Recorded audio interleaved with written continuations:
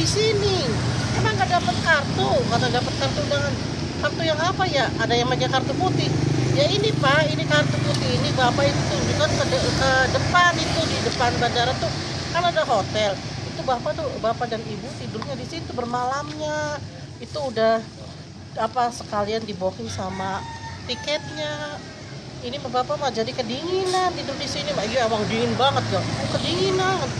Dalam hati saya, ya Allah, besok nanti anak cucu saya harus sekolah yang tinggi, jangan kayak saya tidur di bandara.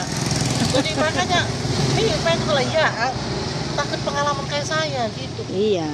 Masa Allah, orang nggak goblok tuh ya. Ya. Makanya kan kita kadang-kadang ya, sekolah itu kalau mungkin orang zaman dulu kan bilangnya nggak penting ya. Tapi kan kenyataannya sekarang tuh dipakai kan. Iya dipakai. Jadi TKW aja harus ngerti bahasa, ngerti ini harus belajar ya. Semuanya. Nangis saya. Di bandara tuh nangis. Ya Allah, kenapa goblok banget ya? Kenapa saya dulu nggak sekolah ya? Padahal orang tua saya mampu, tapi kenapa nggak sekolah? Nggak ada pengen sekolah gitu? Karena orang teman-temannya nggak pada sekolah. Kalau ibuku dendam masalahnya. Ibuku tuh dendamnya gini. Jadi waktu tinggal ujian doang, padahal orang tuanya orang mampu loh, bos beras loh. Saya bilangnya nggak punya duit, tinggal ujian doang. Nah ujian kelulusan, nggak boleh.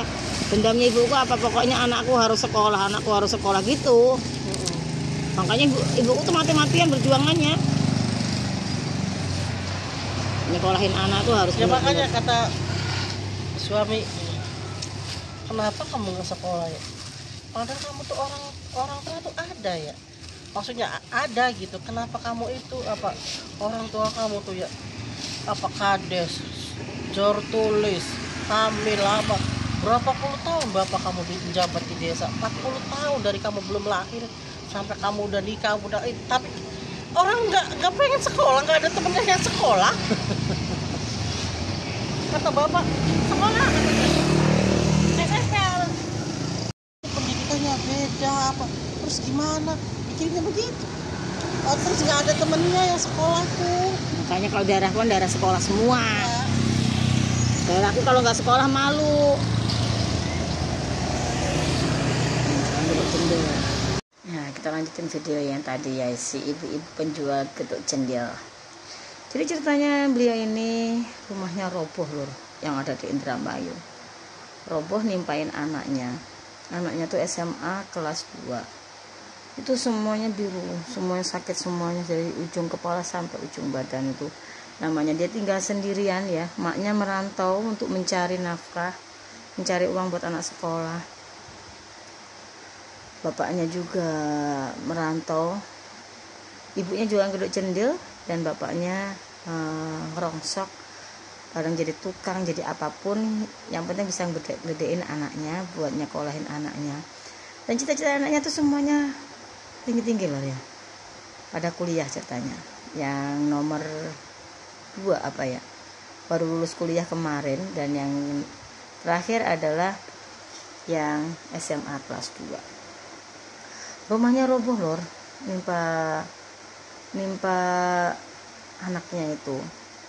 Dirawat kurang lebih 3 minggu dan harus bolak-balik ke rumah sakit sekitar 2,5 bulan. Dan sekarang baru mulai sekolah. Pak Bupati Indramayu, Bapak Luki Hakim, dan Bapak Gubernur Deddy Mulyadi, mohon bantuannya untuk teman saya atau saudara saya yang di Indramayu yang jual geduk cendil. Jadi kita kenal tuh hanya sekedar di jualan aja ya. Dan kita bertanya-tanya kenapa nggak jualan, ternyata rumahnya ambruk dan dia menunjukkan fotonya. Nah di sini saya lupa lor, tadi tuh saya nggak minta. Ntar berikutnya ya, mungkin minggu depan kita ketemu lagi, kita tunjukkan musibahnya bagaimana. Dan udah ada bantuan belum ada bantuan sama sekali. Kemarin tuh karena ada KKN dari Pak Camat juga datang atau gimana, dapatlah beras gitu. Dan janjinya itu rumahnya mau dibangun sekitar 2 minggu atau paling banter sebulan. Ternyata tidak kesampaian juga. Mohon Pak Deddy Mulyadi dan Bapak Luki Hakim mohon dibantu saudara saya yang ada di Indramayu. Mohon bantuannya ya Pak. Kasihan. Jadi rumahnya itu ambruk mulai atapnya sampai ini, tapi belum sampai temboknya semua, enggak gitu ya. Enggak semua tembok gitu. Nah, akhirnya kemarin tuh diambrukin semua, dirobohin semua karena mau dibangun sekitar 2 minggu atau sebulan. Kenyataannya sampai 2 bulan setengah sampai 3 bulan tidak ada pembangunan.